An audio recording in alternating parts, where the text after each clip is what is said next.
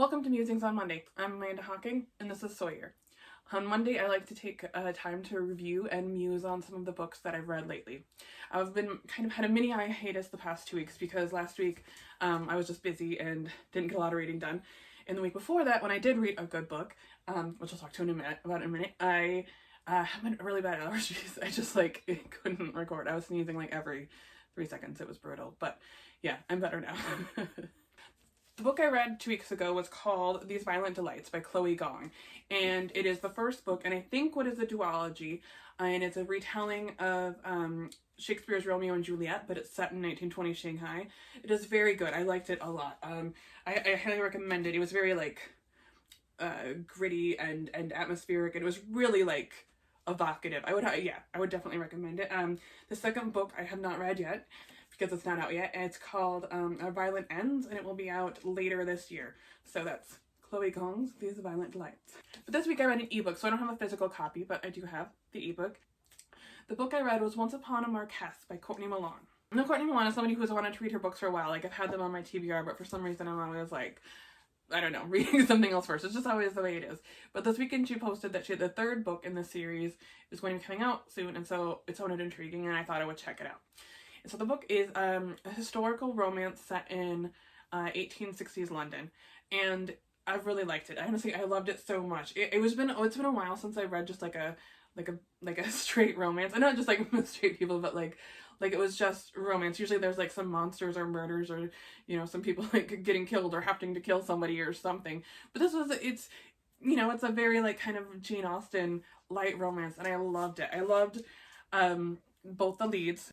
The book is kind of a lovers to enemies to lovers, and it starts with a young woman named Judith Worth, who used to be the daughter of an earl, but 8 years ago her whole family was disgraced, and her older brother and her father were accused of being traitors against England, and then they basically lost everything after that, and so now she's been struggling to take care of her younger siblings.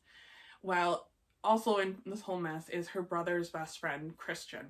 And Christian is great. He was so funny. There are actually lots of lines that he said that were just I was actually laughing out loud, which I don't do very often when I read books, honestly. I mean, I do sometimes, but mostly I'm just oh, funny in my head, But Christian was really funny. What I also really enjoyed about the book is that there were several characters who were not they were neurodivergent.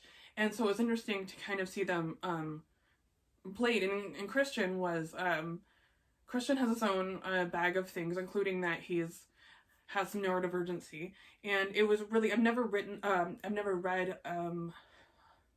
a book with a romantic lead kind of described this way. I think I read too much traditional romances where the men are just very stoic and closed off, and while Christian has some stuff that he's working through, he's not stoic or closed off. I mean, he very much kind of wears his heart on a sleeve in a weird way.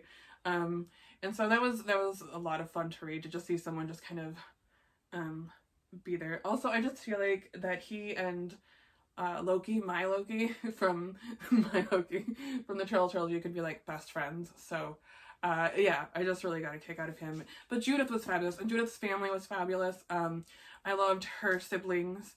And there's also, I mean, the main storyline is obviously about these two have inadvertently hurt each other a lot in the past, and now they're trying to figure out if they're kind of pushed together by circumstance again, how that happens. But there's also a little bit of a thread of mystery in the books, trying to find out what her father and brother actually did or didn't do, and also one of her sisters, she doesn't know where she's at. So that kind of there's a mystery element through the book a little bit too, but there is a main focus on kind of just navigating stations and classes and romance in 1860s England, which is fun. One thing that I really liked about the book is because I read so many dark books, I've been kind of reading a lot of dark horror and dark gothic and stuff like that. So in this book was very light, although it touches on dark subjects.